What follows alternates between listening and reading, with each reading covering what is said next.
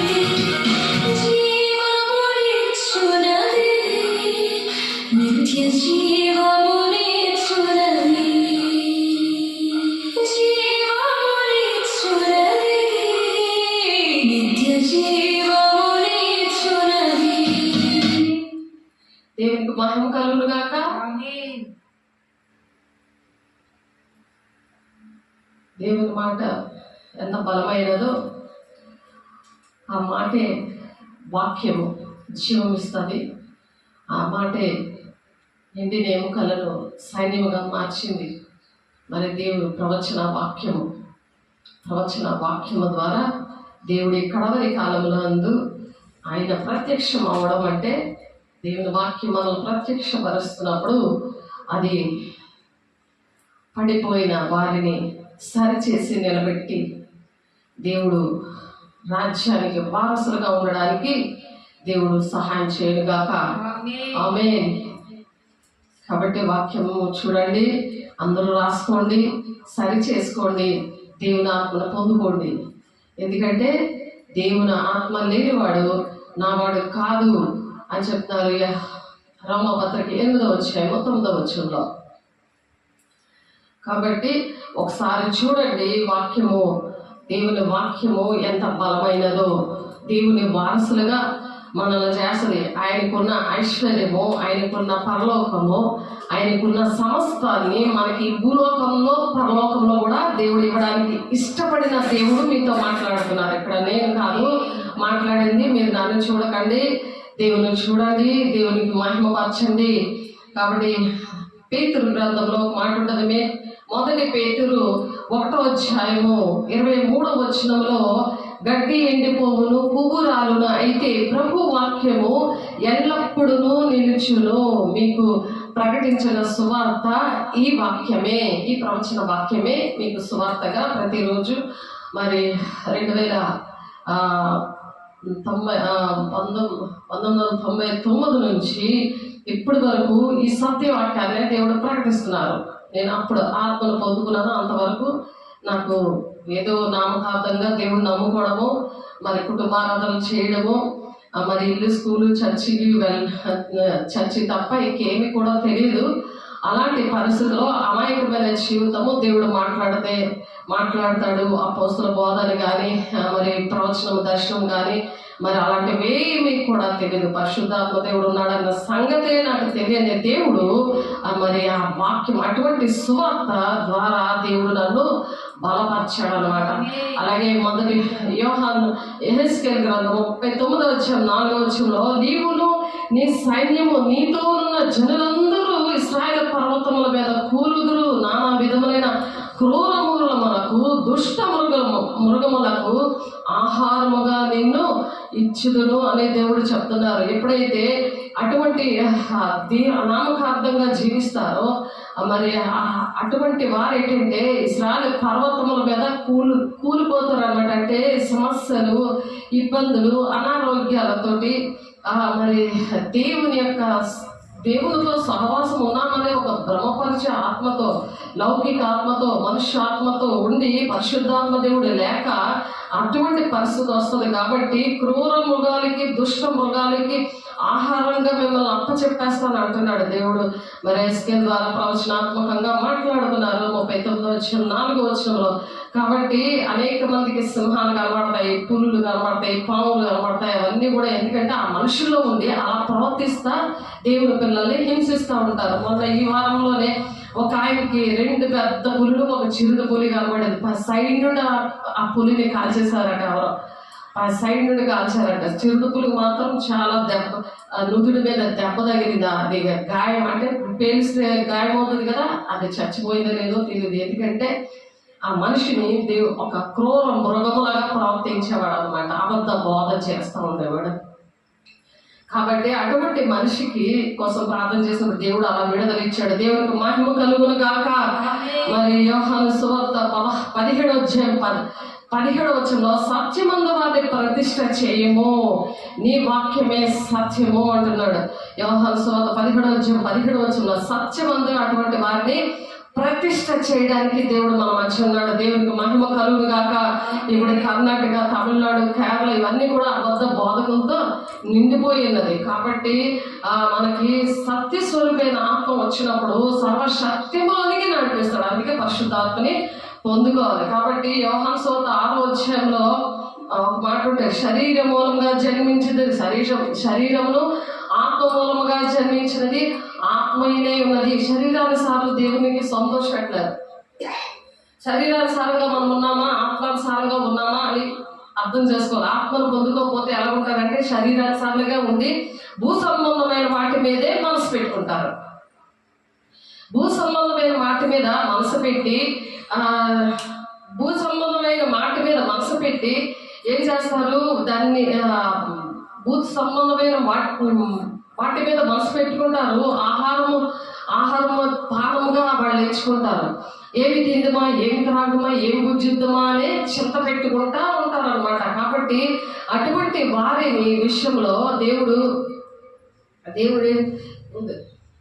ఏంటంటున్నారు, అటువంటి వారి విషయంలో దేవుని యొక్క ప్రత్యక్షతని కోరుకోమని చెప్తున్నారు. దేవుని యొక్క ప్రత్యక్షత ఉన్నప్పుడు శరీరానుసారులుగా ఉండరు, ఆత్మ సంబంధులుగా ఉంటారు. ఆత్మ సంబంధంగా లేకపోతే శరీరానుసారులుగా ఉంటే ఏం చేస్తారంటే బాధలు, చింతలు, ప్రార్థన అటువంటివే చేస్తూ ఉంటారు. కానీ పైన వాటిని వెతకలేరు వాళ్ళు. చెప్పండి, దేనికోసం వెతకలేరు? భూ సంబంధమైన వాటిని వెతుకుతూ ఉంటారు. అటువంటి ప్రార్థనలే కావాలి కానీ ఆత్మ సంబంధమైన వాళ్ళకి అవసరం లేదు. ఆత్మ సంబంధమైన విషయాలే అవసరం లేదు వాళ్ళకి. దేవుని రాజ్యం కట్టే విషయంలోనే వాళ్ళు ఏంటంటే దాసత్వంలో ఉంటారు. దాస్యం ఇంకా వాళ్ళు ఏంటంటే ఒకసారి చూడండి, మనం దత్తపుత్ర ఆత్మను పొందుకున్నాము కాబట్టి దాస్యం అనే కాడి అంటే ఐగుప్తులోని దాస్యంలో ఉండి వాళ్ళు ఎలాగ వెట్టి చాకరీ చేసుకొని ఉన్నారు. వాళ్ళని విడిపించాడు దేవుడు. అయినా సరే సనుక్కొని ఎలాగున్నారు ఇశ్రాయేలు ప్రజలు మోషే మీద, అటువంటి పరిస్థితుల్లో ఉన్నారనమాట. కాబట్టి రోమ 8వ అధ్యాయము 14వ వచనంలో ఒకసారి చూడండి. రోమా పత్రిక 8వ అధ్యాయము 14వ వచనంలో 14వ వచనంలో దేవుని ఆత్మని ఎంతమంది అయితే దేవుని మూలంగా నడిపించబడతారో వాళ్ళే నా కుమారులై ఉంటారో ఉంది. కాబట్టి వాళ్ళ గురించి ఏమంటున్నారు, ఎలాగా మళ్ళా భయపడుటకు చాలా మంది భయము, దేవుడి పని చేయడానికి భయము, ఏదైనా సమస్య వస్తే భయము, ఎవరైనా వస్తున్నారంటే భయము, ఎవరైనా దాడికి వచ్చినా ఏ విషయంలోనైనా అప్పులున్నా లేకపోతే ఇంట్లో ఉన్న సమస్యలకి అన్నిటికీ కూడా భయపడిపోతుంటారు. ఎలాగగా మరలా భయపడుటకు మీరు దాస్యమును ఆత్మను పొందలేదు కానీ దాస్యములోనే ఉంటారు. ఎందుకంటే పరిశుద్ధాత్మను పొందుకోలేకపోతే వాళ్ళు దాస్యమనే కాడికెళ్తే ఉంటారు. కాబట్టి ఐగుప్తు ప్రజలు అలాగైతే ఇశ్రాయేలు ప్రజలు మాట వినకుండా ఎంత దేవుడు అలా ఆశీర్వదిస్తున్నాయి, అన్ని కూడా మోషే ఎంత చక్కగా నడిపిస్తున్నా, పగలే మేఘస్తంభంగా రాత్రి అగ్నిస్తంభంగా ఆయన కాపాడుతూ ఉన్నా, మరి వాళ్ళకి మాంసం కావాలన్నా ఏది కావాలన్నా అన్ని ఇస్తున్నా సరే ఆ సరుకునే పద్ధతి వాళ్ళకి ఏం చేస్తుంది, శరీరం అనమాట. ఆ శరీరం ఏంటంటే శరీర మూలంగా జన్మించినది శరీరమును అని చెప్తున్నారు ఇక్కడ యోహాను గారు 3వ అధ్యాయం 6వ వచనంలో. ఆత్మ మూలంగా జన్మించినది ఆత్మీయనే ఉన్నది అంటున్నారు. కాబట్టి ఇక్కడ దేవుని కుమారులుగా ఉన్నవాళ్ళు ఎంతమంది అయితే దేవుని మూలంగా ఉంటారో వాళ్ళే నా కుమార్తెలు అని చెప్తా అక్కడ ఏమంటారంటే మళ్ళా భయపట్టుకు మీరు దాస్యపు ఆత్మను పొందలేదు అంటున్నారు. ఎన్నాళ్ళు దాస్యపు ఆత్మలో ఉన్నారు మీరు, అందుకనే మీకు భయము లేకపోతే ప్రతిదీ కూడా శరీర సంబంధమైన ప్రార్థన లిస్టే పట్టుకొని ఉంటారు, దానికి జవాబులు రావు. కాబట్టి ఆత్మ సంబంధమైన ఆత్మను పొందలేదు కానీ దత్తపుత్రాత్మను పొందితిరి. ఆ ఆత్మ కలిగిన వారమే మనం అబ్బా తండ్రి అని మొరపెట్టుచున్నాము. తండ్రి అనే దేవుడు ఏంటంటే ఎప్పుడైతే కుమార్తెలుగా ఉంటామో ఆయన ఊహించలేని వాటికంటే అత్యధికంగా దీవిస్తాడు. దేవునికి మహిమ కలుగును గాక. కాబట్టి మనము దేవుని పిల్లలమనే ఆత్మ తానే మన ఆత్మతో కూడా సాక్ష్యం ఇస్తూ ఉంటది అనమాట. అలా సాక్ష్యం ఇవ్వాలి. దేవుడు బిడ్డలారా మీ అందరికీ కూడా అటువంటి సాక్ష్యం ఉండాలి గాక.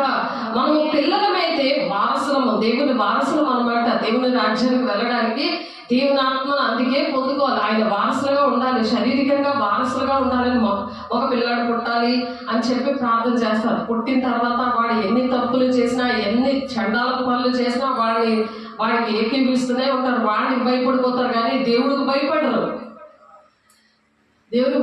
ఎంత చండాల పనులు చేసినా, ఎంత వ్యభిచారం అయిపోయినా, ఎంత అవిధేయతగా విగ్రహారాధికుడు అయిపోయినా, ఎంత లోకానుసారంగానే అలాగ పాడు చేసేసుకుంటున్నా వాడి జీవితాన్ని మరి చూడు బంగారు చెర అదే పంచదార చెర కొడుతుంది కదా, అలాగ పెంచుతూ ఉంటారు.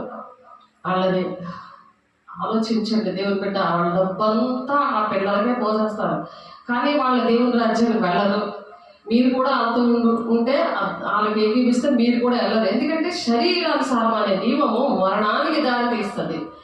ఆయన ధర్మశాస్త్రం లోబడలేరరు అని ఎంత కన్ఫామ్గా చెప్తున్నాడో రోమపత్రికలో 8వ అధ్యాయము 5-6 వచనాల్లో.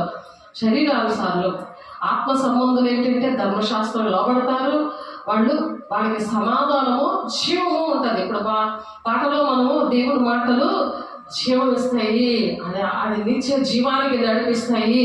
మరి ఎండిని ఎముకలను ఒక సైన్యముగా చేశాడు. అక్కడ ఎస్కేలు 37వ అధ్యాయంలో 10వ వచనంలో ఆ ఎముకలు ఒక్కొక్క ఎముక ఒక్కొక్క మూల ఉంటుంది, కానీ ఆ ప్రవచనాత్మకమైన వాక్యాన్ని ప్రకటించగానే అంతా స్కెలిటల్ అంతా నిలబడిపోతాయి, అన్ని కూడా అటాచ్ అయిపోతాయి. మొత్తం బాడీలో ఉన్న ఎముకలన్నీ అటాచ్ అయిపోతాయి, దాని మాంసం పోతడం అవుతుంది, అది సైన్యంగా మారుతుంది. అటువంటి దేవుడిని కలిగి ఉన్నాము, బ్రతికిస్తుంది, చనిపోయిన వారిని బ్రతికిస్తుంది. అలాగా ఎండిని ఎముకలుగా ఉండి పనికిరాని పరిస్థితిలో ఉండి బాధల్లోని, దుఃఖంలోని, వేదనలోని, సమస్యల్లోని దేవుని మాట వినకుండా లోబడడంలోని ప్రజలకు శ్రమ అని చెప్తున్నాడు వాక్యం. కాబట్టి లోబడి దేవునికి మహిమ తెచ్చే బిడ్డలుగా మరి దేవుడు బ్రతికించడానికి, ఆ జీవమైన వాక్కుని ప్రకటించడానికి దేవుడు మన మధ్య ఉన్నాడు. దేవుని బిడ్డలారా, కాబట్టి వారసులుగా ఉంటామంట. అనగా దేవుని వారసులు క్రీస్తుతో కూడా మహిమ పొందుడు. ఆయనతో శ్రమ పడిన ఎడలా, ఆయనతో నువ్వు శ్రమపడు, ఆయన ఉన్నాడు కదా, నువ్వు దేవునిలో పుట్టావు కదా, దేవునిలో నువ్వు ఉన్నావు కదా. దేవుని బిడ్డగా ఉంటే నువ్వు అందులో శ్రమ పడతావు, ఆయన నీలో ఉంటే నువ్వు శ్రమ పడతావు. పిరికి గల ఆత్మను దేవుడు ఇవ్వలేదు, దత్తపుత్ర ఆత్మను దేవుడు ఇచ్చాడు. కాబట్టి ఆయనతో శ్రమ పడిన ఎడల క్రీస్తు తోటి వారసులము, మన ఎడల ప్రత్యక్షము కాబోవు ఈ మహిమ ఎదుట ఇప్పటి కాలపు శ్రమలు ఎన్నో తగినవి కావు అని ఎంచుకొంచున్నాం అనమాట. ఈ శ్రమలన్నీ కూడా మనం పట్టించుకోం. దేవుని కుమారుల ప్రత్యక్షత కొరకు సృష్టి మిగిలిన ఆశతో తేరి చూచి కనబడుతుంది. దేవుడు వస్తాడని 2వ రాకడలో సృష్టి తేరి చూచి అది కనిపెడుతూ ఉంది. కాబట్టి సృష్టి ఆ విధంగా మనం కూడా ఆయన ఈ కడవరి కాలంలో ఇక్కడ చూడండి, పేతురు రాసిన మొదటి పత్రిక 1వ అధ్యాయం 20వ వచనంలో కడవరి కాలమందు ఆయన ప్రత్యక్షపరచబడెను. కడవరి కాలంలో దేవుడు మనకి ప్రత్యక్షత ఎందుకు ఇచ్చాడు? వచ్చే దినాల్లో అందరూ కూడా ఆత్మను పొందుకోవాలని ప్రత్యక్షత మనకి ఇచ్చాడు అనమాట. అలాగే ఆయన ప్రత్యక్షత కోసము మనం ఎప్పుడు కూడా ప్రత్యక్షతలు కలిగినప్పుడు మనము దేవుడి మాట వినడానికి ఇష్టపడాలి. కాబట్టి యెషయా 41వ అధ్యాయం 10వ వచనంలో నీవు నా దాసుడవు, నేను నిన్ను ఉపేక్షించి ఏర్పరచుకుంటున్ననియు నేను నీతో చెప్పి ఉన్నాను. ఉపేక్షించి దేవుడు మనల్ని ఎప్పుడైతే మనము ఉన్నామో, ఎప్పుడైతే దేవునిలోనికి వచ్చామో అప్పుడు దేవుడు ఏంటంటే మనల్ని ఎంచుకున్నాడు, ఉపేక్షించాడు. ఆయన ఉపేక్షించాడు కాబట్టి మనం ఎలా ఉండాలి? ఆయన పిలుపు ఆయనలో ఉండాలి. ఆయన ఎంచుకున్నాడు, ఏర్పరచుకొని ఉన్నాడు. కాబట్టి నేను నీతో చెప్పి ఉన్నాను అంటున్నాడు. ఏమని చెప్తున్నారు? యెషయా గ్రంథము చూడండి 41వ అధ్యాయం. యెషయా గ్రంథము 41వ అధ్యాయం చూడండి ఒకసారి. యెషయా గ్రంథము 41వ అధ్యాయము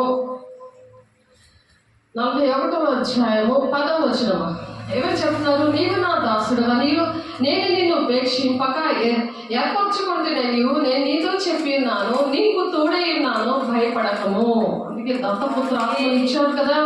మీరు మరలా భయపడటకు మీరు దాస్యంలో లేరు, మీరు పాపంలో శాపంలో లేరు. ఏ పాపానికి నువ్వు ఏ మనిషిని విగ్రహంగా చేసుకుంటున్నావో, దేవునికి టైం ఇవ్వకుండా ఉంటున్నావో, దేవుని ఆజ్ఞలు అవి పాటించడమే పాపము, అజ్ఞాతిక్రమమే పాపము. నువ్వు అటువంటి పరిస్థితుల నుండి నిన్ను దేవుడు విడిపించును గాక. కాబట్టి దేవుడు యోహాను సువార్త 1వ అధ్యాయం 12వ వచనంలో ఎందరూ అంగీకరిస్తారో వాళ్ళే నా పిల్లలు అంటున్నారు. ఎందరైతే అంగీకరిస్తారో, ఆ విషయాలన్నీ అంగీకరిస్తారో వాళ్ళే ఆయన పిల్లలు. ఎందుకంటే ఆయన అమూల్యమైన రక్తము చేత, అనగా నిర్దోషమును నిష్కలంకమును నిష్కలంకమునకు గొర్రె పిల్ల వంటి క్రీస్తు రక్తము చేత విమోచించబడి తీరి. మీరు ఎలా విమోచించబడ్డారు? అప్పుడు దేవుడి పిల్లలా ఉండాలా లేదా? దేవునికి ఇష్టమైన పనులు చేయాలా లేదా? ఆయన ప్రణాళిక చెప్పాలి నడవాలా లేదా? మీరు అలా నడవాలని దేవుడు ఆశపడుతున్నాడు. దేవుని బిడ్డ ఒకసారి ఆలోచించండి. ఎందుకంటే ఆయన జగత్తు పునాది వేయబడక మునిపే నియమించాడు అనమాట. మనల్ని ఎప్పుడు నియమించాడు? జగత్ పునాది వేయక ముందే మనం నియమించాడు. నువ్వు దాసులుగా, నేను దాసురాలుగా, నేను నిన్ను ఉపేక్షింపక ఏర్పరచుకుంటునని నేను నీతో చెప్పి ఉన్నాను, నీకు తోడై ఉన్నాను, భయపడకము, నేను నీ దేవుడై ఉన్నాను, దిగులు పడకము, నేను నిన్ను బలపరుతును, నీకు సహాయం చేయబడిన నేనే, నీతి అను నా దక్షిణ హస్తముతో నిన్ను ఆదుకుంటాను అంటున్నాడు. దేవుని బిడ్డ, నువ్వు ఎప్పుడు వింటావు? ఆజ్ఞాతిక్రమం పాపము కదా. నువ్వు ఆజ్ఞాతిక్రమం పాపముగా ఉంటే పాపము అది మరణానికి దారితీస్తుంది. కాబట్టి వాక్యము నిన్ను బ్రతికిస్తుంది. నువ్వు లోపడాలి. నువ్వు దేవునికి లోబడి దుష్టుని ఎదిరించాలి. వాడు నీ యొద్దకు పారిపోతాడు. యాకోబు 4:7 ప్రకారము. కాబట్టి ఆయన దక్షిణ హస్తము, నేను నీతి అను నా దక్షిణ హస్తముతో నిన్ను నేను ఆదుకుంటాను అని అంటున్నారు. నీ మీద కోపపడిన వారందరూ సిగ్గుపడి విస్మయమందులు నీతో వాదించేవారు మాయమై నశించిపోతారు. నువ్వు వాదిస్తూ ఉంటావు కదా, నువ్వు వాదిస్తే ఇంకొకరు వాదిస్తుంటారు. కాబట్టి నీకు ఆ బుద్ధులు వచ్చాయి. కాబట్టి నువ్వు దీన హృదయంతో ఉన్నావనుకో, దేవుని ఆత్మను పొందుకున్నావనుకో, కోపము, మరి గర్వము, అహంకారము, ధనాపేక్ష అన్ని వదిలేస్తే నీకు దేవుడు తోడై ఉంటాడంట. నేను నీతి అనే దక్షిణ హస్తముతో నిన్ను నేను ఆదుకుంటాను. నీ మీద కోపపడి వారందరినీ సిగ్గుపడి విస్మయముందుదురు, నీతో వాదించేవారు మాయమై నశించుదురు, నీతో కలహించేవారిని నీవు వెతుకుదువు కానీ వారిని కనుగొనలేకపోదువు, నీతో యుద్ధము చేయవారు మాయమైపోదురు, అభావులగుదురు అంటున్నారు దేవుడు.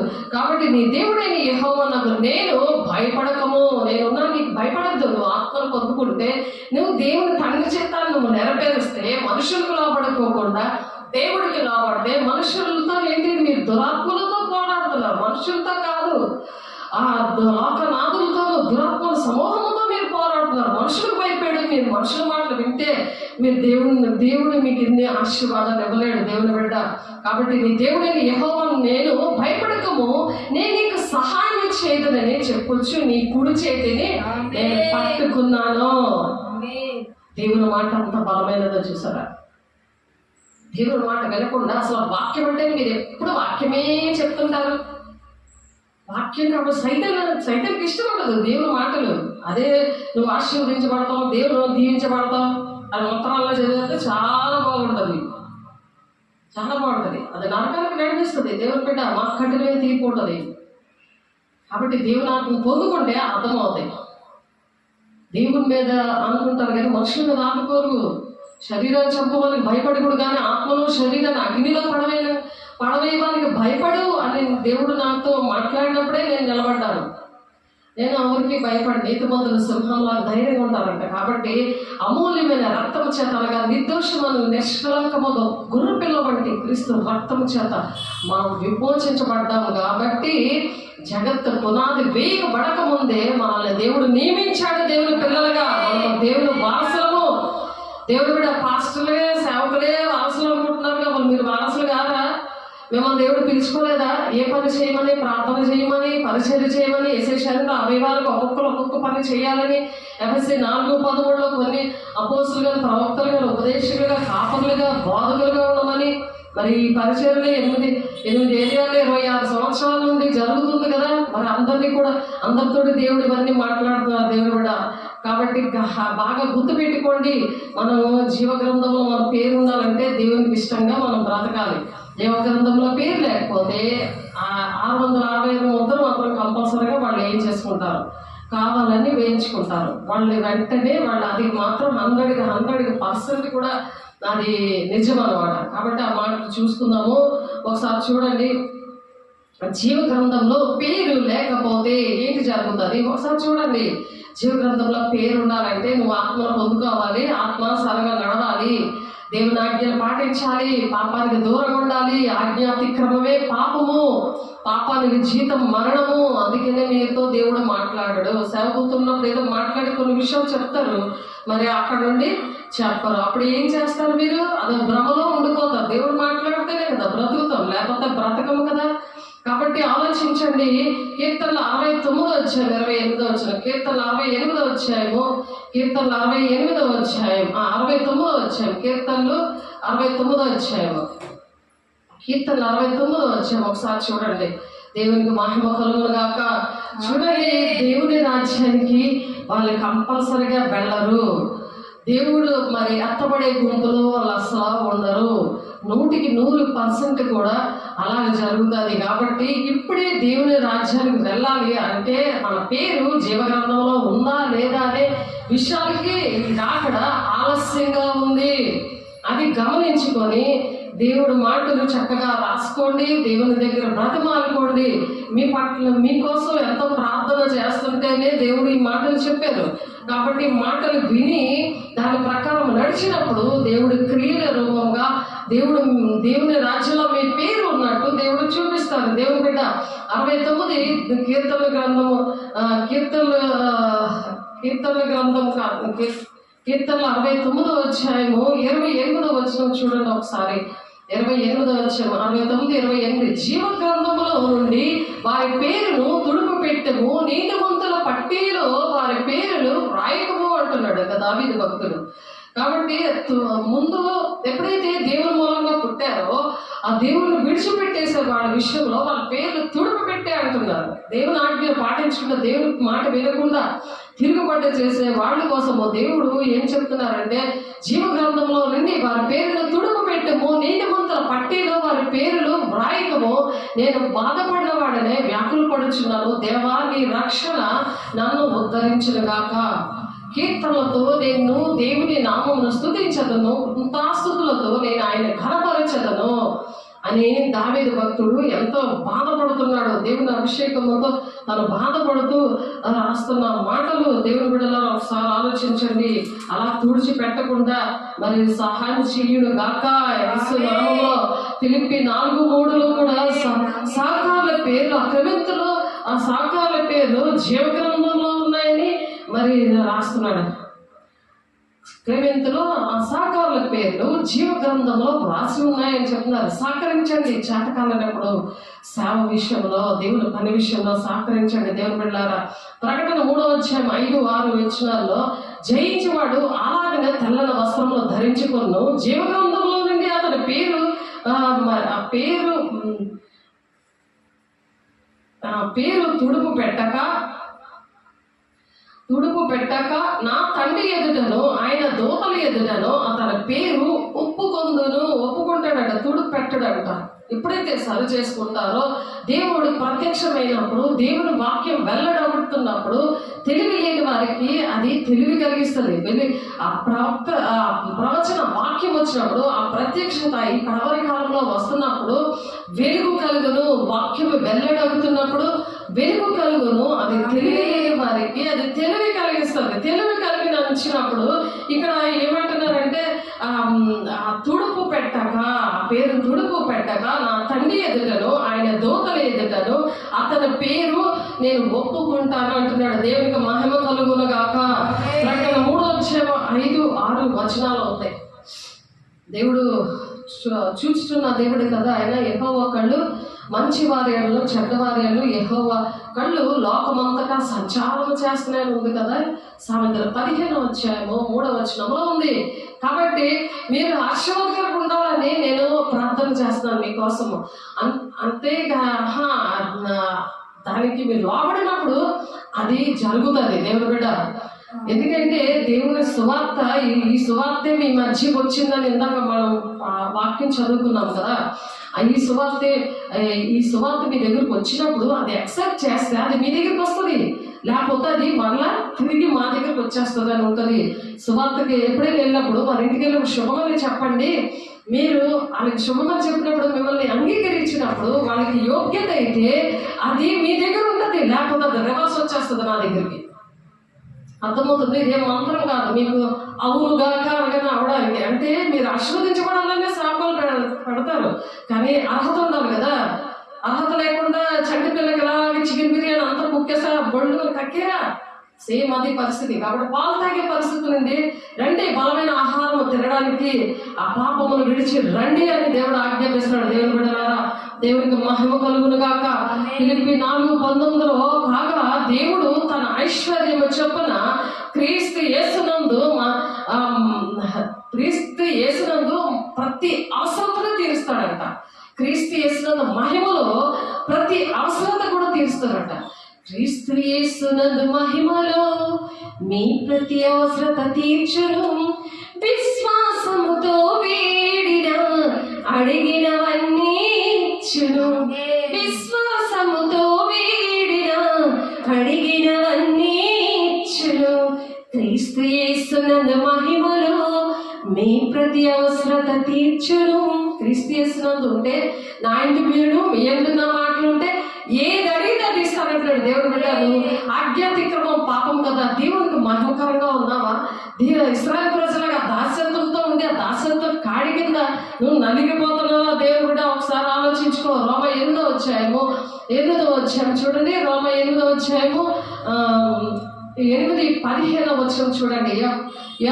రోమ 8వ అధ్యాయము 15వ వచనము చూడండి. 15-16 కింద కూడా చూద్దాం. మనము దేవుని పిల్లలమని ఆత్మ తానే మన ఆత్మతో కూడా సాక్ష్యం ఇస్తుందండి. ఎప్పుడు దత్తపుత్రతను పొందుకోవాలి. దాస్యత్వమైన ఆత్మకు భయపడిపోతుంటారు, భయం వచ్చేస్తుంది, తిరిగ్గల ఆత్మ వస్తుంది. దేవుడు చెప్తున్నా సరే, సేవకులు చెప్తున్నా సరే తండ్రి చిత్తాన్ని నెరవేర్చలేని పరిస్థితి. ఎందుకంటే దేవుడు ఆశీర్వదించేశాడు కదా. ఇంకా నేను ఏమి తిందునా, ఏమి త్రాగుదునా, ఏం భుజింతమా అనే చింత లేకుండా కొట్లలో కూర్చుకున్నాడంట. నేను జీవితం అంతా దాచుకున్నా సరే మరి నాకు తినడానికి బోళ్ళు ఉన్నది అంతా కూడా నేను కొట్లలో ధాన్యాన్ని బాగా కూర్చుకున్నాను అంటాడు. అప్పుడు వెర్రివాడా, ఈ రోజు నీ ప్రాణం తీసేస్తావు, నువ్వు ఏంటి చేస్తావు అని అన్నాడు. అప్పుడు వేసే అలా వెర్రి మాటలు ఆడకండి. దేవుడు మరి మాట్లాడుతున్నాడు. ఆ వెర్రి వాళ్ళలాగా ఆత్మలేని మాటలు సాతాను మాట్లాడమాట. సాతాను నిన్ను ప్రేరేపిస్తూ ఉంటాడు. కాబట్టి ప్రయాసపడి భారం వహించిన వాళ్ళ నా ఎదుగు రండి, నేను విశ్రాంతిని కలుగు చేస్తాను అంటున్నాడు. Matthew 11:28. కాబట్టి మరి ప్రసవ వేదన నాకు మీ గురించి మరలా కలుగుతుంది అంటున్నాడు పౌలు అంటాడు. మరలా మీకోసం కలుగుతుంది ప్రసవ వేదన. ఎందుకంటే మీరు పడిపోయిన స్థితిలో ఉన్నారు. మళ్ళీ మిమ్మల్ని లేవనెత్తడానికి దేవుడు మహిమతో వచ్చాడు. దేవునికి మహిమ కలుగును గాక. దేవుడు మహిమ కలుగును కాక. ఈ మాత ఏం చేస్తున్నామంటే ఏం తిందమా, ఏం త్రాగమా, ఏం పప్పుచారు ఉండాలి, ఏం బిర్యానీ ఉండాలి, ఇదే తిరుగుతుంది. కానీ మరియమ్మేమో కాళ్ళ దగ్గర కూర్చుంది. మరియ వెంటనే యాక్సెప్ట్ చేస్తుంది, వెంటనే వింటుంది. కానీ మాత వినట్లే. కాబట్టి నా గొర్రెలు నా స్వరం విన్ను అంటున్నాడు ఆయన. కాబట్టి విన్నట్టు ఉంటున్నావా? నీకు ఇన్ని మాటలు చెప్తున్నా నీకు అర్థం కావట్లేదా? వాక్యం అర్థం కాదు అంటుంటావు అస్తమాటికి. ఛానల్ ఎందుకు, యూట్యూబ్ ఛానల్ ఎందుకు? నీలో ఉన్న సాతానుడు అలాగా ప్రేరేపిస్తున్నాడు. దేవుడు బిడ్డ దుష్టుడి నుండి దేవుడు విడిపించును కాక. అందుకు పేతురు ఏమంటాడంటే, యోహాను వారిని చూచి దేవుని మాట వినుట కంటే మీ మాట వినుట శ్రేష్టమా అంటున్నాడు. అక్కడ పేతురు యోహాను కూడా అలాగే బాధపెట్టారు. అపోస్తులు 4:19 అలాగే బాధపడితే నేను మీ మాట వినడం శ్రేష్టమా లేకపోతే దేవుని మాట వినడం శ్రేష్టమా? దేవుని దృష్టికి ఇది న్యాయం కదా అని అంటాడు. అక్కడ అపోస్తుల కార్యము 4వ అధ్యాయంలో ఒకసారి చూడండి. అపోస్తుల కార్యం 4వ అధ్యాయంలో మనము దేవుని మాట వినాలి, మనుషుల మాట వినకూడదు. దేవుని మాట వింటేనే మనం బ్రతుకుతాం. దేవుడి ప్రత్యక్షతలో మనకి అనుగ్రహిస్తాడు దేవుడు. ఆమేన్. దేవుని ప్రత్యక్షతలో దేవుని విషయాలు, దేవుని రాజ్యాన్ని వెళ్ళడానికి జీవగ్రంథంలో ఉన్న పేరు ఇప్పుడే రాసుకోవాలి. దేవుని దగ్గర ఏడ్చి మొరపెట్టి అది ఉందా లేదా అనే విషయాలు మీరు సహకరిస్తున్నారా లేదా దేవుని రాజ్యం కట్టడానికి? మరి దేవుని పేరుతో దేవుని వెళ్ళగడుతున్నాం, మేము దెయ్యాలు మమ్మల్ని చూసి వణుకుతున్నాయని శిష్యులు చెప్తే మీరు దెయ్యాలు వెళ్ళగొట్టారని సంతోషించద్దు, జీవగ్రంథంలో పేరు ఉందని సంతోషించండి అన్నాడు ఆ 70 మంది శిష్యులతో యేసయ్య. అలాగే మీకు దేవుని కృపావరాలు ఉన్నాయా? దెయ్యం మిమ్మల్ని జడుస్తుందా? దెయ్యానికి జడుస్తున్నారా మీరు? లేకపోతే దెయ్యం మిమ్మల్ని చూసి జడుస్తుందా? అది టాలీ చేసుకోండి, అప్పుడు జీవగ్రంథంలో పేరు ఉంటుంది అని యేసయ్య చెప్తున్నాడు. దేవుని బిడ్డ Luka 10:20లోని Luka 11:20లోని ఆ మాటలు ఉన్నాయి చూడండి. ఇప్పుడు అపోస్తల కార్యం 4వ అధ్యాయము అపోస్తలుల 4:19-20 చూద్దాము. అందుకు పేతురు యోహాను వారిని చూచి, దేవుని మాట వినుట కంటే మీ మాట వినుట దేవుని దృష్టికి న్యాయమా? మీరే చెప్పండి అంటున్నారు. మీరు ఇంట్లో వాళ్ళతో చెప్పండి, దేవుని మాట వినాలా నీ మాట వినాలా చెప్పండి. మిమ్మల్ని బాధపెడుతున్న వాళ్ళతో మేము కన్న వాటిని విన్న వాటిని చెప్పకుండా ఉండలేమని వారికి ఉత్తరం ఇచ్చారు. దేవుడు ఎన్నో మాటలు చెప్పారు కదా, ఎందుకు దేవుడు మీకు సాక్ష్యం ఇచ్చాడు? ఆ సాక్ష్యం మీ ఇంటిలోని మీరు ఉద్యోగం చేసిన దగ్గర ఎక్కడ నిలబడితే అక్కడ నీ సాక్ష్యం చెప్పి అనేక మందిని అగ్నిలో లాగినట్లు పాతాళం నోరు తెచ్చుకుని ఉంది కదా. రోజుకి ఎంత లక్షల మందిని అది మింగేస్తుంటే ఆ పాతాళం నుండి లాగడానికి నిన్ను సృష్టించాడు దేవుని బిడ్డ. అందుకు దేవుడు జగత్ పునాది వేయబడక ముందే మనల్ని ఏర్పాటు చేసుకున్నాడు ఆయన వారసులుగా. ఏం చేస్తావు? వారసత్వం వద్దా నీకు? సాతాను కూడా వారసత్వం కావాలా? దానికోసం ప్రయాసపడుతున్నావా? జీవగ్రంథంలో పేరు ఉండదు. అప్పుడు నన్ను దాస్యత్వం అనే కాడి మోస్తున్నావా? సమస్యలు మరి ఇన్ని దేవుడు ఇచ్చినా సరే ఏమీ లేదు అని ఏడుస్తున్నావా? భూ సంబంధం వెతుక్కుంటా ఉంటున్నావా? శరీరానుసారమైన మనసు పెట్టుకుంటారట, ఆత్మానుసారమైన మనసు పెట్టుకుంటారట. శరీరానుసారమైన మనస్సు మరణము, అందుకే అనారోగ్యాలు, అందుకే అల్లరి, ఇంటిలో గొడవలు, మరి అలవాట్లు, చెడు వ్యసనాలు అన్నీ కూడా సాతానుకి సంబంధించిన దేవుని బిడ్డ. కాబట్టి మేము కన్నవాటిని విన్నవాటిని చెప్పక ఉండలేమని వారికి ఉత్తరం ఇచ్చారు. ప్రజలందరూ జరిగిన దాన్ని గురించి దేవుని మహిమపరచుచుండేది కనుక సభవారు ప్రజలకు భయపడి వీరిని శిక్షించి విధమేమీ కనుగొనలేక వారిని గట్టిగా బెదిరించి విడుదల చేసేసారు. వెంటనే జైల్లో వేసేసారు. దేవుని మాటలు వేసేసినా సరే ఏమన్నారు?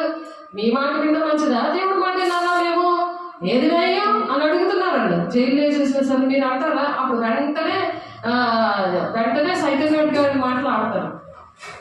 దేవుడు నిజమైన దేవుడు కాదు, మాకేమి జరగలేదు, నాకు రక్షణ లేదు, మేము దేవుడు నమ్ముకోలేదు అని చెప్తారు. వెంటనే లోపడిపోతారు. అలాగే మరి ఇక్కడ ఎవరో ఆ మృగము 666 ముద్ర వేసినప్పుడు కూడా అలాగే లోపడిపోతారు. చూడండి, ఎవరి పేరైనను జీవగ్రంథంలో వ్రాయబడినట్లు కనబడని ఎడల వాడు అగ్నిగుండంలో పడవేయబడును. ప్రకటన 20:15 జీవగ్రంథంలో ఉండకపోతే ఏముంటది చెప్పండి? ఇప్పుడు చదివాను, జీవగ్రంథంలో నీ పేరు లేకపోతే అగ్నిగుండంలో పడవేయబడ్డం కన్ఫామ్. ఎందుకు చెప్పాను కదా, 100% కూడా పడిపోతారు. అగ్నిగుండం మాత్రం ఖాయం. జీవగ్రంథంలో పేరు లేకపోతే ఇప్పుడే చక్కగా దేవుని రాజ్యంలో మా పేరు ఉన్నదా లేదా అనేది కన్ఫర్మ్ చేసుకోవాలి. అలాగే మనం నమోదు చేసుకోవాలి. జీవగ్రంథంలో నీ పేరు ఉన్నదని నమోదు చేసుకోవాలి. యెజ్రా గ్రంథంలో 61 2వ అధ్యాయం 61 నుండి 63 వచనాల్లో ఉన్నది. 63వ వచనంలో ఎవరైతే మరి యాజకత్వంలో కూడా సరిగ్గా చేయకపోతే వాళ్ళు అపవిత్రులు అని ఉంది. అపవిత్రులు వాళ్ళ దగ్గర పెరుగుతున్న వాళ్ళు కూడా అపవిత్రులుగానే ఉంటుంది. కాబట్టి జీవగ్రంథంలో వారి పేరు ఉండదు. కాబట్టి జాగ్రత్తగా మీరు ఆలోచించాలి. దేవుని బిడ్డలారా ఒకసారి ఆలోచించండి. దేవుని ఆత్మను పొందుకోండి.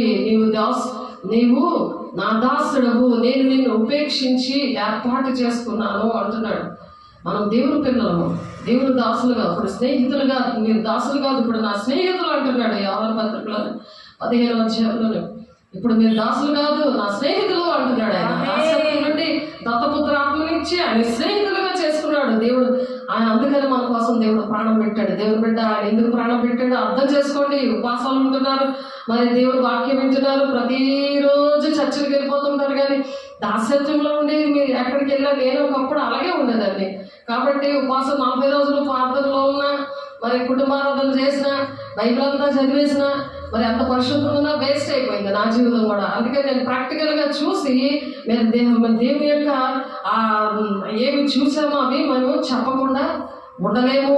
ఉండకుండా చేసింది ఎవరంటే దేవుని ఆత్మ, దేవుని అభిషేకం ఉంటే వాళ్ళు చెప్పకుండా ఉండలేరు. మీరు క్షయ బీజం నుండి కాక శాశ్వతముగా జీవం గల దేవుని వాక్య మూలముగా అక్షయ బీజం నుండి పుట్టింపబడిన వారు కనుక నిష్కపటమైన సహోదర ప్రేమ కలుగునట్లు మీరు సత్యములకు విధేయుల చేత మీ మనసులో పవిత్రపరుచుకున్న వారై ఉండి ఒకరినొకడు హృదయపూర్వకంగా మెక్కటముగాను ప్రేమించండి.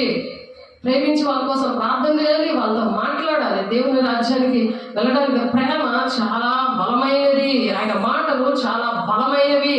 ఒకరి ప్రవర్తనను బట్టి వారి క్రియల ఫలము చొప్పున ప్రతీకారము చేయుటకు యెహోవాను నేను హృదయములను పరిశోధిస్తున్నాను అంటున్నాడు. నేను పైలోకం చూస్తున్నాను అనుకుంటున్నారా? నాకు కూడా తెలుస్తుంది హృదయంలో ఏటుందో వివేచన ఉంది నాకు. ఎప్పుడో అప్పుడే 26 సంవత్సరాల దగ్గర నుంచి దేవుడు ఆ వరం ఇచ్చారు కాబట్టి వాళ్ళలో ఏటుంటే వాళ్ళు స్కానింగ్ వచ్చేస్తుంది. ఎందుకంటే వాళ్ళు కళ రాకముందే నాకు వాక్యం ముందే నేర్పిస్తాడు. వాళ్ళతో కళ ద్వారా దేవుడు మాట్లాడతాడు. వాళ్ళు ఎలాగున్నారో వాళ్ళ పరిస్థితులు, వాళ్ళు ఏ ఊర్లో ఉన్నా సరే ఆ పరిస్థితులు అంటే ముందుగానే దేవుడు బయలుపరిచేస్తాడు. దాన్ని నాకు బయలుపరచడమే కాదు, ఆ వాక్యం కూడా కరెక్ట్ గా ఏముందో అది నాకు నేర్పించి రెడీగా పెడతాడు నా దేవుడు. దేవుడికి మహిమ కలుగును గాక. కాబట్టి హృదయాన్ని పరిశోధించే దేవుడు నీలో ఉంటే నీకు కూడా అర్థమవుతాయి.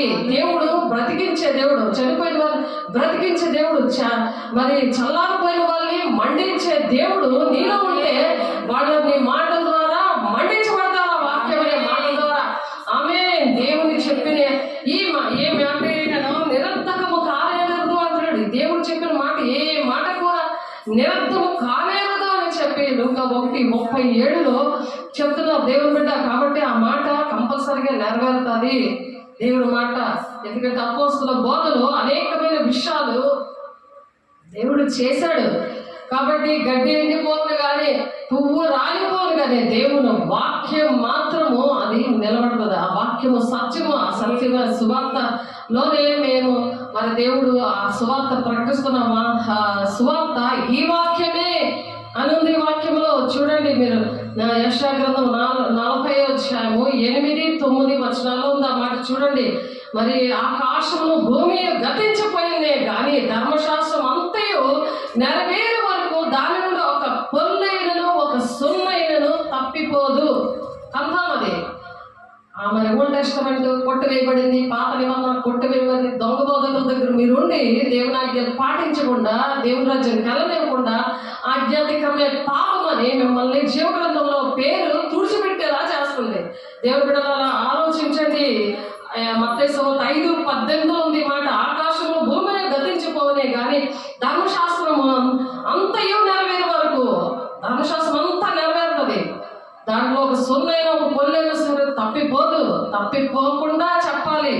అలాగే చెప్పకపోతే కఠినమైన తీర్పు ఉంటుంది. మాకు పరిచయం చేస్తున్నాం సేవకులుగా మాకు దేవుడు యాజకత్వం ఇచ్చాడంటే అలా చెప్పాలి. యాకోబు 3:17 3:1 కూడా ఉంటుంది, కఠినమైన తీర్పు ఉంటుంది అని. అలాగే ప్రకటన 20వ అధ్యాయము ప్రకటన 22వ అధ్యాయం 18-19 వచనాల్లో కూడా ఉంది. తెగుళ్ళు వస్తాయి, జీవగ్రంథంలో పేరు ఉండదని ఉంది అక్కడ. కాబట్టి అటువంటి వారి దగ్గర పెరుగుతున్న వాళ్ళకి కీర్తన 26:4 ఉంటుంది. అక్కడ నుండి మీరు రండి, దుష్ట సంఘం నుండి విడుదల పొందుకొని రండి అంటున్నాడు. చేతులు కడుక్కోండి, దేవుని బలిపీఠం దగ్గర ప్రదక్షిణ చేయండి అని ఉంటుంది. దేవుని బిడ్డలారా ఒకసారి జ్ఞాపకం చేసుకోండి. ఈ లోకంలో ఉండగానే మనం దేవుడి జీవగ్రంథంలో మన పేరుండాలి. దేవుని బిడ్డలారా, ఎందుకంటే వాక్యము సత్యమైన వాక్యం, దేవుని వాక్యం జీవము గలది. అది ఏంటంటే బలము గలది, 2 అంచులు గల ఎటువంటి ఖడ్గము కంటేను వాడిగా ఉండి ప్రాణాత్మల మూలులను విభజించినంతగా దూరుచు హృదయంలో అది దూరి అది ఆ మూలుగలు అవన్నిట్లో కూడా శుద్ధి చేసేది.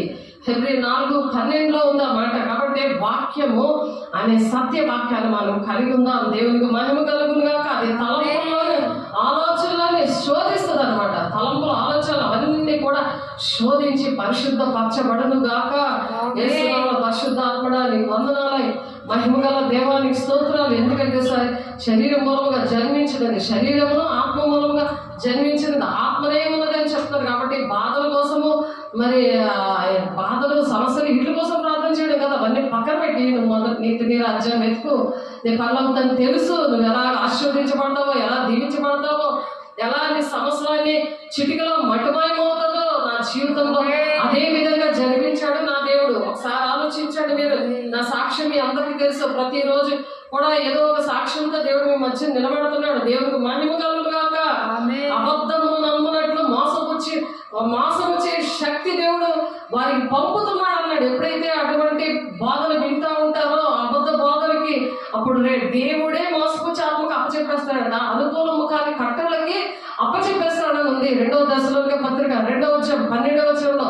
కాబట్టి యోహాను 3:7 మీరు కొత్తగా మీరు జన్మించాలనే విషయంలో మీరు ఆశ్చర్యపడద్దు అని అంటున్నాడు ఆయన. కొత్తగా నీటి మూలంగా ఆత్మ మూలంగా జన్మిస్తేనే కానీ దేవుని రాజ్యంలో ప్రవేశం లేదు అని చెప్తున్నాడు అక్కడ నికోదేముతో. కాబట్టి నీకు దేవుడు ఒక్కడే ఉన్నాడు, ఆయన నీకు చాలు. నాకు అవ్వరు లేరు అని అనుకుంటున్నారేమో. నాకు దేవుడు ఒక్కడే ఉన్నాడు, నాకు చాలు అని నువ్వు దేవుడు. అప్పుడు అనేక మంది, నువ్వు దేవుడు మాట విన్నప్పుడు అనేక మంది ప్రజలు నిన్ను వెంబడిస్తారు. నీ ద్వారా అనేకమైన కార్యాలు దేవుడు జరిగించుకోవడానికి కుటుంబాన్ని దేవుడు ఆ విధంగా రక్షించుతాడు. దేవుడు బిడ్డ గ్రామాలు, దేశము. ఎందుకంటే దేవుడు పిలుచుకున్న వాళ్ళకంటే కొరత లేని ఆత్మలు ఇస్తాడట. వాళ్ళు దేవుని మాటలే పలుకుతారు అంటున్నారు. కాబట్టి దేవుడు మాటలు మనం పలకాలి, దేవుని కార్యాలు మనం చేయాలని దేవుడు ఆశపడుతున్నారు.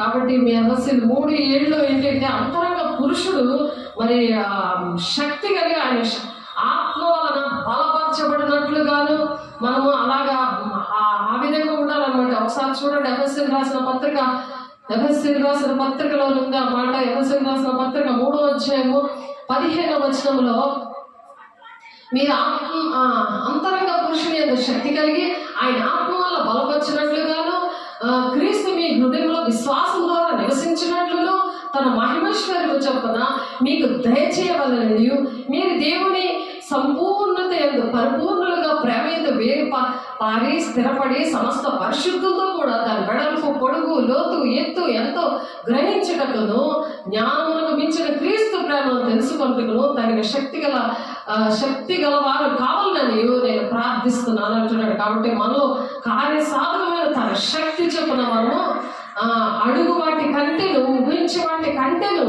అత్యధికంగా శక్తి గల దేవునికి మహిమ సంఘంలో తరతరములో సదాకాలము మహిమ కలుగును గాక. దేవునికి మహిమ కలుగును గాక. పరిశుద్ధాత్మ దేవునికి వందనాలు చెల్లిస్తూ దేవుని మాటలు దీవించబడును గాక. ఆమేన్. ప్రార్థన చేసుకుందాం. పరిశుద్ధుడా, ప్రేమగల దేవ, అభిషక్తుడా, నీ కృపగల నామంలో, నీ మహిమగల నామంలో ప్రభా అయా తండ్రి నాయన నీ కృపలో భద్రపరచండి.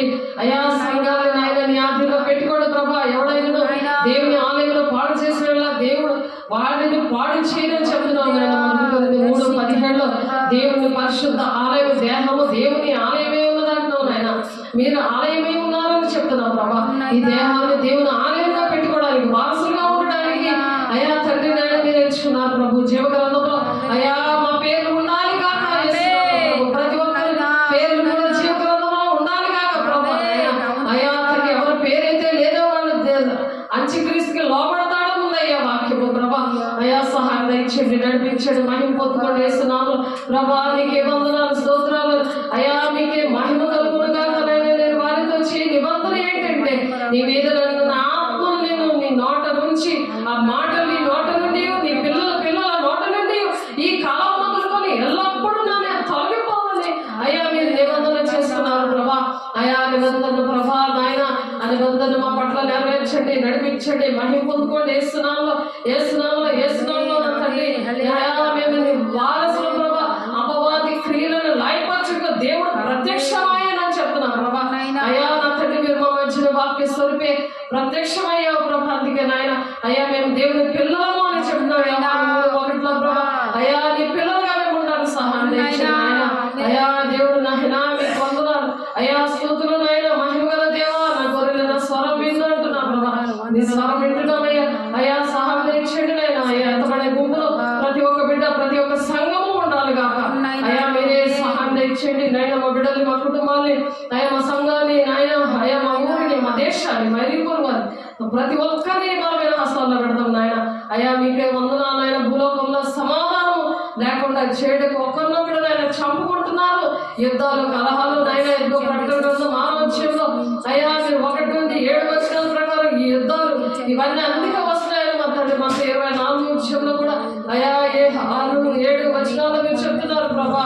పరిశుద్ధాత్మ కూడా సహాయం చేయించండి. జయించేవాడు అయా అలాగునైనా తెల్లని వస్త్రాలు ధరించుకొని జీవ గ్రంథంలో నుండి నేను అతని పేరు ఎంత మాత్రం తుడుపు పెట్టకుండా నా తండ్రి ఎదుట ఆయన దూతలు ఎదుట ఒప్పుకుంటానంటున్నాను. ఆయన సంఘములతో ఆత్మ చెప్పుచున్న మాట చెవిగలవాడు వినను కాకంటున్నాను. ఆయన జ్ఞానేంద్రాలు తెరవండి, సహాయం దయచేయండి నాయన. భూనివాసులందరూ జగదుత్పత్తి మొదలుకొని వధింపబడిన గొర్రెల యొక్క జీవ గ్రంథం ఉంది ఎవరి పేరు వ్రాయబడలేదు వారు ఆ మృగానికి నమస్కారం చేస్తారు అంటున్నావు నాయన. పేరు లేకపోతే మృగానికి నమస్కారం చేస్తారు ప్రభా. అది కంపల్సరీ 100% జీవ గ్రంథంలో ఆయన పేరు లేకపోతే ఆ మృగానికి అంత్యక్రీస్తుకి నమస్కారం చేస్తారు. 665 ముద్రలు వేయించుకుంటారని మన ప్రకటన 13:8 చెప్తున్నా ప్రభా. అయా నీ బిడ్డలు కనికరించండి, కృప చూపించండి. అయా జీవ గ్రంథంలో పేరు ఉండేలాగా నీ బిడ్డలు ఆయన సరి చేసుకోవడానికి నడిపించండి, ఆత్మను పొందుకోవడానికి నడిపించండి. మీరు మహిమ పొందుకోండి డాడీ. మీకే మహిమ అయా, మీకే ఘనత నైనా, మీకే ప్రభావాలు చెల్లిస్తూ ప్రభా. బలము గలది 2 అంచెల బాడీ అయిన ఖడ్గం ద్వారా మీరు మాట్లాడారు నాయన. అయా నాయన నడినెత్తుగా ఈ పాలవరు మీ రక్తాన్ని మీ బిడ్డల మీద ప్రోక్షించండి, మా గృహంలో ప్రోక్షించండి, మా సంఘంలో ప్రోక్షించండి ప్రభు. అయా నాయన మా చుట్టుపక్కల వారు ప్రోక్షించండి. మహిమతో నింపి ఈ సాక్షులుగా నిలబెట్టుకుంటున్నందుకు అయా నీ ఆత్మతో మండే అగ్నిగా నా ప్రభు నీ బిడ్డల్ని నేను ఆశీర్వదిస్తున్నందుకు, కొరతలేని ఆత్మతో నింపి పంపిస్తున్నందుకు వందనాలు స్తోత్రాలు చెల్లిస్తే పరిశుద్ధ నామంలో బ్రతుకులాడి పెట్టుకుంటున్నాం తండ్రి. ఆమేన్. తండ్రి యొక్క దీవెన, కుమారుని యొక్క కృప, పరిశుద్ధాత్మ యొక్క నిత్య సహవాసం సదాకాలము ప్రతి ఒక్కరికి తోడైంది నడిపించును గాక. ఆమేన్. దేవుడికి మహిమ కలుగును గాక. God bless you.